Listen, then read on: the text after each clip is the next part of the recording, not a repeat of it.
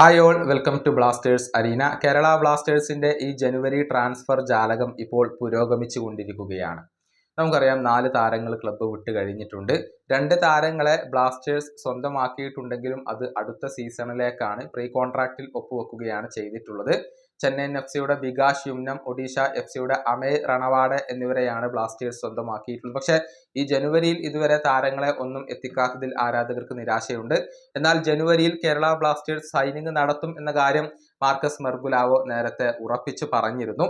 ഇപ്പോഴിതാ അതുമായി ബന്ധപ്പെട്ട ചില അപ്ഡേറ്റുകൾ 19th സ്റ്റോപ്പേജിന്റെ ധനഞ്ജയ് പങ്കുവച്ചിട്ടുണ്ട്. അതായത് ഈ ജനുവരിയിൽ ക്ലബിലേക്ക് വരാൻ സാധ്യതയുള്ള താരം അത് ഡിഫൻസീവ് മിഡ്ഫീൽഡർ ആണ് എന്ന സൂചനയാണ് അദ്ദേഹം നൽകിയിട്ടുള്ളത്.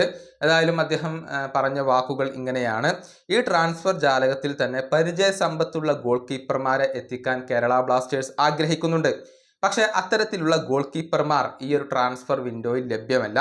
കൂടാതെ എക്സ്പീരിയൻസ്ഡ് ആയിട്ടുള്ള വിങ്ങർമാർക്ക് വേണ്ടിയും ബ്ലാസ്റ്റേഴ്സ് ഇപ്പോൾ താല്പര്യം പ്രകടിപ്പിച്ചിട്ടുണ്ട്. പക്ഷേ ആരെയും സ്വന്തമാക്കുന്നതിൻ്റെ തൊട്ടരികിലെത്താൻ ഇപ്പോൾ കേരള ബ്ലാസ്റ്റേഴ്സിന് കഴിഞ്ഞിട്ടില്ല. പക്ഷേ ഈ ജനുവരിയിൽ ഒരു ഡിഫൻസീവ് മിഡ്ഫീൽഡർ വരാനുള്ള സാധ്യത ഇവിടെയുണ്ട്.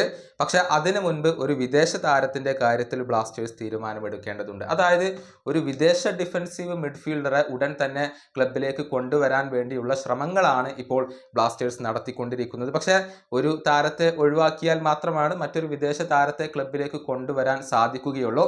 നേരത്തെ ക്രൊയേഷ്യൻ താരമായ ഡിയേഗോ സിവുലോവിച്ചിന് വേണ്ടി കേരള ബ്ലാസ്റ്റേഴ്സ് ശ്രമിച്ചു എന്നുള്ള റിപ്പോർട്ടുകൾ പുറത്തു വന്നിരുന്നു. പക്ഷേ അത് ഫലം കാണാതെ പോവുകയായിരുന്നു.